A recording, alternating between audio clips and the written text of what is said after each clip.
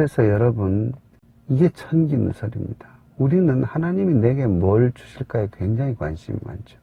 하나님을 믿고 하나님이 나를 어떻게 좋은 곳으로 인도하실까? 어떻게 아름답게 나를 더 좋게, 더 많은 걸 소유한 사람으로 만들어 주실까? 여기에 굉장히 관심이 많습니다. 근데 하나님의 관심은 그게 아니시란 거예요. 하나님은 네가 어떤 사람이 될 거냐에 굉장히 관심이 많으십니다. 그런데 그것도 뭐 단순히 소유냐 존재냐 이런 차원이 아닙니다. have냐 being이냐 이런 차원에서 더 깊이 들어가서 네가 어떤 사람이 되어야 할고 어떤 사람이 되어야 되냐면 하나님이 가장 관심이 있으신 건요, 누가 주인이냐는 겁니다. 하나님이 주인이시라는 것, 내가 주인이다, 나는 주 여호와라, 나는 주 너의 하나님이라, 이걸요 하나님 어린애같이 이거 갖고 싸우십니다. 그 아마 신앙생활을 깊이 해보신 분들 중에 이걸 좀 공감하시는 분이 계실 거예요. 하나님은요 어린아이 같으세요. 그러니까 하나님이 아예 그러시잖아요. 어린아이와 같지 않으면 나랑 못 논다 천국에서, 그렇게 얘기하시잖아요. 그래서 하나님은요 주도 면밀하고 집요하십니다. 그래서 여러분이 일생에 부자가 될지 뭐 몸짱이 될지 거기에 썩 관심이 없으십니다. 그건 여러분 능력으로도 이룰 수 있는 거고요. 또 뭐 너무 흙수저 뭐 그러면요 못 이룰 수도 있는 거예요. 그렇지만 그거보다 비천에 처하든 부귀에 처하든 거기에서 그럼에도 불구하고 누가 하나님이냐를 고백하느냐, 네가 주인이냐 하나님이 주인이냐, 이걸 가지고 하나님은 씨름하십니다. 하나님은 당신과 계속해서 다툼을 이어가세요. 우리 속성의 본성이 그걸 거부하는 요소가 너무 많기 때문에 그런 거죠. 그래서 여러분, 하나님이 여러분에게 뭘 주셨냐, 이걸 가지고 그분이 주인이다 아니다를 판단하신다면 여러분은 굉장히 혼란스러운 신앙생활을 하시게 될 겁니다. 왜냐하면 어떨 땐 주는 것 같고 어떨 땐 안 주는 것 같고, 보통은 잘 안 주시죠. 그리고 어떨 땐 가끔 주시는 것 같고 어떨 때는 쟤만 주시는 것 같고 어떨 땐, 그러니까 이 have라는 관점에서 이걸 이어가면요 이건 너무 복잡하고 어려운 일입니다. 그러나 하나님이 누가 주인이냐에 관심이 있으시고 이걸 가지고 우리와 다투고 계신다는 걸 깨달으면요 하나님이 너무나 내 곁에 항상 동행하고, 곁에 동행이라는 게 꼭 지키고 보호하신다는 것만 얘기하는 게 아니에요. 하나님이 얼마나 내 곁에서 끝없이 나와 대화하고 나와 뭔가 변론하고 계시다는 것을 깨닫게 되죠. 그래서 여러분, 예수님이 정말 귀중하게 가르치신 말씀이 있습니다. 누가복음 17장에 나오죠. 밭에서 종이 하루 종일 일하고 집에 들어왔을 때 주인이 네 고생했다, 수고했다. 주인이 안 그러고는 뭐라 그럽니까? 와서 밥 차리라 그러죠. 그때 종이 나 고생 무진장하고 왔는데 밥 차리라고 하냐, 이런 악덕 주인을 봤냐 하면서 주인한테 덤벼드냐, 예수님이 그렇게 물으시죠. 아니다. 당연히 다시 또 식사 시중을 들고 주인을 섬기는 게 그게 종이죠, 종. 거기서 예수님 말씀하신 그겁니다. 누가 주인이냐, 누가 종이냐, 이 문제를 가지고 네가 어떤 고백을 할지 그걸 가지고 싸우신다는 겁니다. 어떤 상황에서 무엇을 빼앗겨도, 어떤 상황에서 무엇을 가져도 네가 여전히 나를 주인으로 인정하고 나를 주인으로 섬기겠느냐, 하나님이 여기에 관심이 있으시는 겁니다. 우리가 얼마나 교만합니까? 우리가요 주님 주님 나더러 주여 주여 하는 자마다 그런데 얼마나 주여 주여 하면서 주님께 사실은 호통을 칩니까? 주인님 아닙니까, 주님이? 근데 주인님이라고 하면서 주인님한테 명령은 누가 하냐면 우리가 해요. 왜 이렇게 안 해주시고, 왜 저렇게 안 해주시고, 왜 이건 이렇게 돌아가고, 왜 저건 저렇게 안 돌아가냐고 호령하는 게 우리예요. 그런 신앙으로는, 그러면서도 잘 된 사람이 없냐? 있어요. 그러니까, 근데 많지 않죠. 잘 된 사람의 확률은 안 믿는 사람이나 믿는 사람이나 비슷한 확률이에요. 그러니까 운 좋아서 뭔 일이 잘 된 사람들이 와가지고 난 하나님의 은혜를 받았다 이렇게 말하는 기독교가 되니까 기독교 안에서 하나님이 진짜로 원하시는 것, 그 방향이 이루어지지 않고 교회가 자꾸 다른 쪽으로 가고 있는 거죠. 이기적인 종교화가 되고 바알과 바리새인의 종교처럼 변해가는 거죠. 구약에선 바알이, 신약에선 바리새인이 가장 나쁜 종교 형태죠. 둘이는 서로 또 엄청 다른 형태지만 그냥 근본에는요 이기적인 것이죠. 이기심. 근데 그거를 탈피해서 바알도 바리새인도 둘 다 자기가 사실은 신이거든요. 자기가 자기를 섬기는 거예요.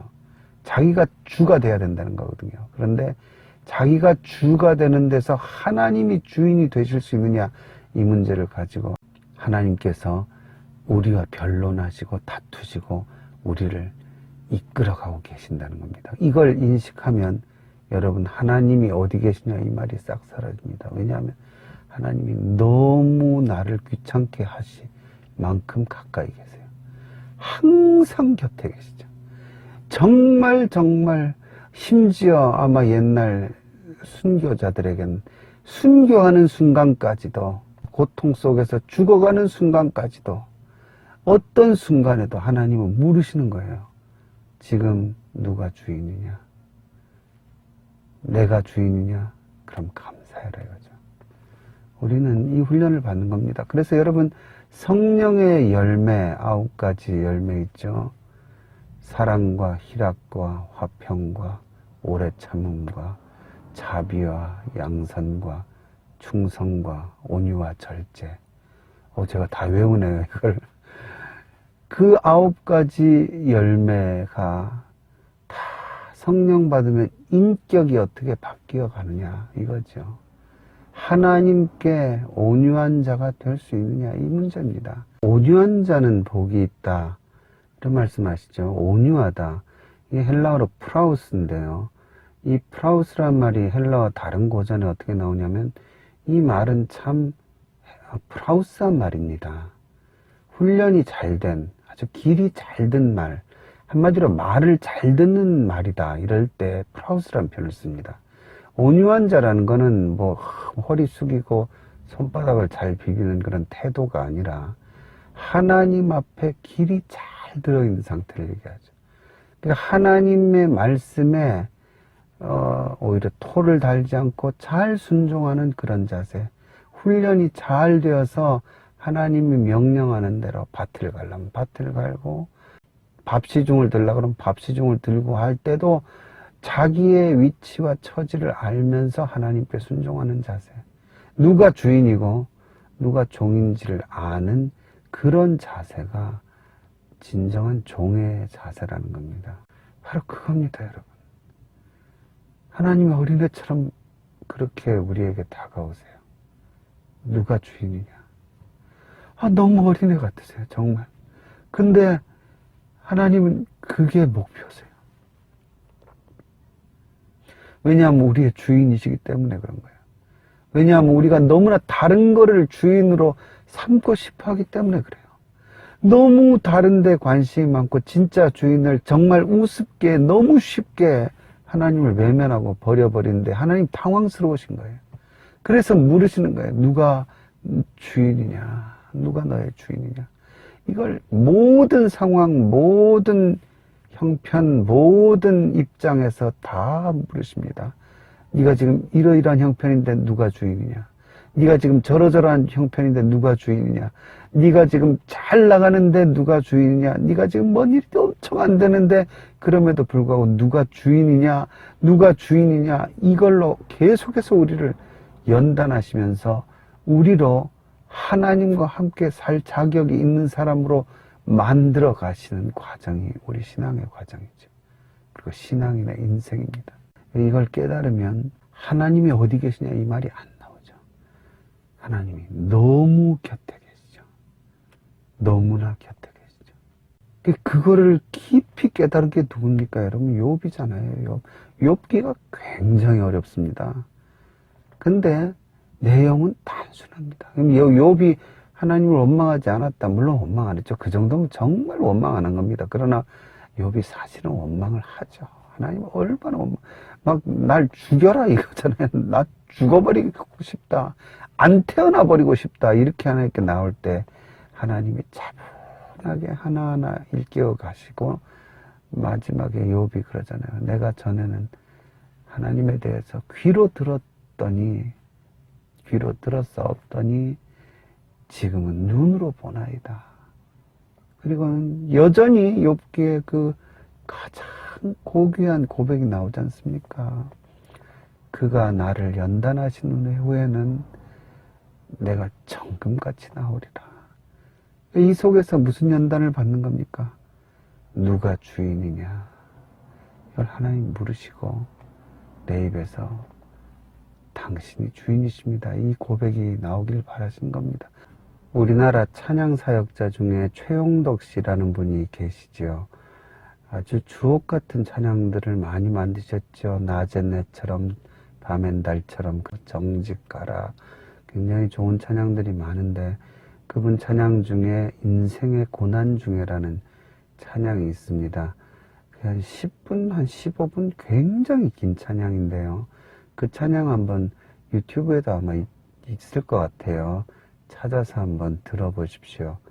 그 찬양이 참 은혜가 깊고 많은 이야기를 담고 있습니다. 인생의 고난 중에서 그때 정말로 함께 계시는 하나님.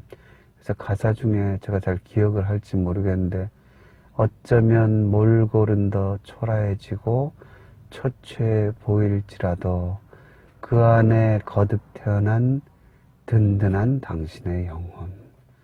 당신의 그 모습을 볼 수 있다면 당신은 참 복된 인생입니다. 결론적으로 스테반 생각나시죠? 예수님께서 스테반이 순교할 때 보고 계시는 장면이 나오잖아요.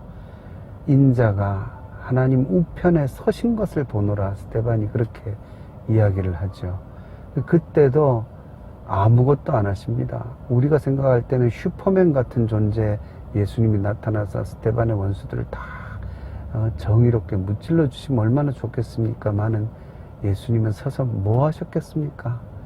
스테반아, 이겨내라. 이제 그렇게 고생하며 살았는데 이제 마지막 관문이다. 네가 이제 마지막 연단의 절정에 서서 나를 만나러 오는 거다. 이겨내라. 그렇게 얘기하셨겠죠. 그게 지금 하나님이 우리를 향하신 뜻입니다. 그래서 지금 고난 중에 계시고 힘든 중에 계시는 형제 자매 여러분, 지금이요 하나님께서 함께 계시는 가장 가까이 계시는 순간입니다. 이 속에서 하나님의 음성을 우리가 들어야 됩니다. 그리고 어떻게 바뀌고 어떻게 변해가고 무엇을 선택해서 어떤 고백을 드려야 되는지 여기서 지금 우리는 하나님이 바로 곁에 서 계신 것을 느끼면서 제대로 결단을 해야 되는 거죠. 그 욥처럼 내가 적신으로 세상에 나왔으니 적신으로 돌아갈 것이라고 하나님 앞에서 그 입술로 범죄치 않았다. 얼마나 훌륭합니까? 그런 경지로 가기가 힘들지만 그 경지가 있다는 것, 그게 우리의 데스티네이션이라는 것. 데스터니, 운명, 데스티네이션, 목적지 아닙니까? 그게 우리의 가야 될 길이라는 것을 깊이 깨닫고 인식하면서 더더욱 하나님과 가까이, 하나님과 더 많은 추억을 만들면서 사는 거죠.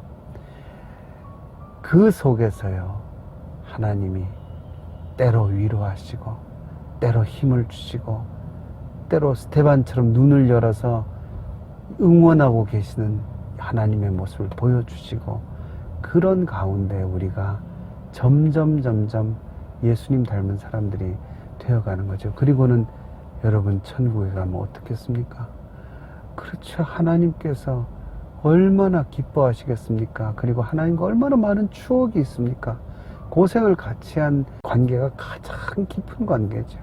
하나님과 같이 울고 웃고 넘어온 산과 고개를 다 뒤돌아보면서 이제 끝났구나 하고 주님과 함께 천국에서 더더욱 행복하게 살아가는 날들이 우리에게 예비되어 있는 거죠. 그런 깊은 경지로 들어가서 하나님과 정말 깊은 관계와 하나님의 사람으로서의 변화, 성령의 사람으로서의 변화가 이루어지는 정말 하나님과 친한 관계가 되는, 정말 하나님께 주인이 당신이라고 어디서나 고백할 수 있는 하나님께 속한 사람이 되는 은혜가 저부터 그리고 여러분도 그런 은혜가 넘쳐야 될 줄로 믿습니다.